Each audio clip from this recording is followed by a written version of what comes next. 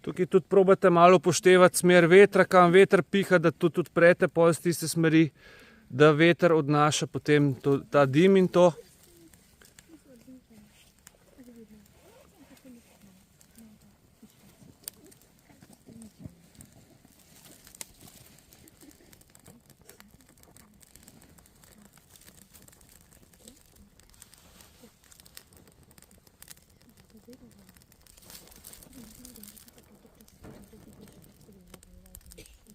No, in ko ogenj preseže nivo drv, je ogenj varen in ta ogenj vam potem nič več ne ugasne, a ne?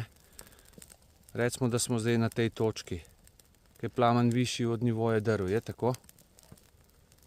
Pravim, zdaj ta ogenj ne bo več ugasnil, zagotovo ne.